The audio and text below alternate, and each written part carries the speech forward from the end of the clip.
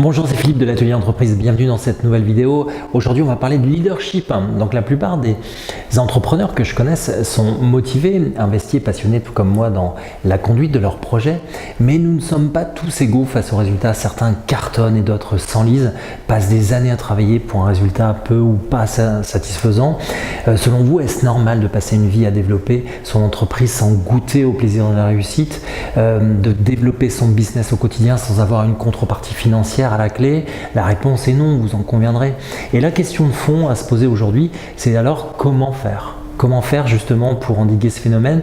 La réponse est tout simplement dans notre cerveau.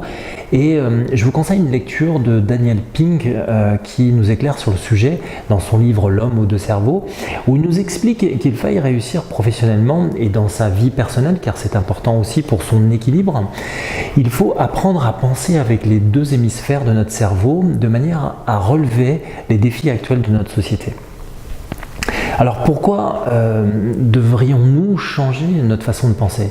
Selon Daniel Pink, dans son ouvrage, nous passons de l'ère de l'information à l'ère conceptuelle, et nos méthodes de travail sont l'héritage tout simplement de façon générale de notre hémisphère gauche, celui de la logique.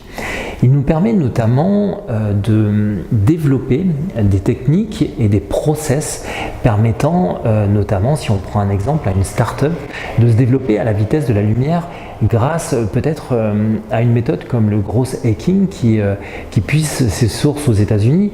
Le principe du growth hacking à l'origine du talentueux Sean Ellis, pour ceux qui ne le connaissent pas, étant de travailler sur des métriques ou des indicateurs de performance pour optimiser de façon maximale les coûts d'acquisition client et les revenus générés par eux. Alors, avant de faire grossir justement cette start-up et de lui conférer un revenu scalable, l'idée c'est de mettre en place une automatisation qui n'est aujourd'hui plus confinée simplement à la production, mais aussi qui est industrialisée dans le marketing et les ventes, surtout aux États-Unis.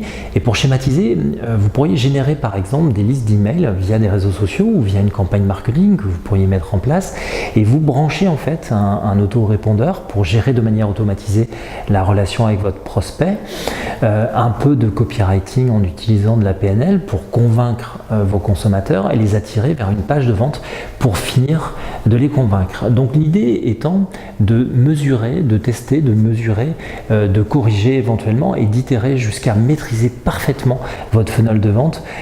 Pour ceux que ça intéresse d'ailleurs, vous aurez toutes les informations, les étapes pour reproduire cette stratégie dans notre formation Parcours de l'entrepreneur sur l'atelier entreprise. Alors, à l'heure de l'automatisation et l'apport de ces nouveaux logiciels, de l'abondance matérielle, Daniel Pink nous interpelle sur la nécessité d'apporter de la valeur ajoutée dans les produits et services que nous proposons, et cela se passe non pas dans notre hémisphère gauche, mais dans notre hémisphère droit, donc celui de la créativité.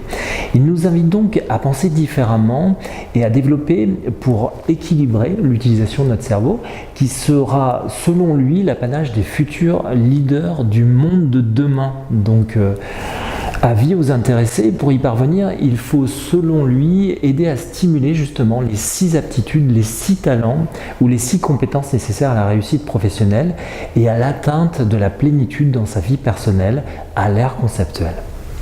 À noter qu'il ne s'agit pas des sens comme vous les connaissez, la vue, l'ouïe, l'odorat, le toucher et le goût, auxquels on a l'habitude de penser forcément. Il s'agit de 6 sens que Daniel Pink attribue spécifiquement à l'hémisphère droit, celui de la créativité. Ainsi, il montre comment mettre en œuvre le sens du design pour cultiver la beauté et embellir la planète, le sens de l'histoire, créer de l'émotion dans une mise en contexte des événements, le sens de la symphonie, donc saisir les liens et harmoniser l'ensemble, le sens de l'empathie, comprendre ce que l'autre ressent, le sens du jeu, collaborer malgré la complexité, et enfin le sens du sens, trouver sa raison de vivre et donner un sens à sa vie.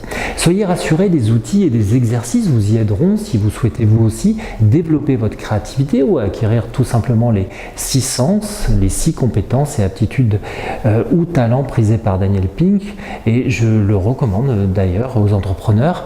Ils y trouveront notamment des pistes de réflexion pour de nouvelles orientations d'affaires adaptées au monde du travail en pleine reconfiguration. Alors bonne lecture à tous, et comme à chaque fois, si vous avez aimé cette vidéo, vous pouvez mettre un pouce vers le haut, la partager sur les réseaux sociaux. Merci pour votre écoute et à bientôt. Au revoir.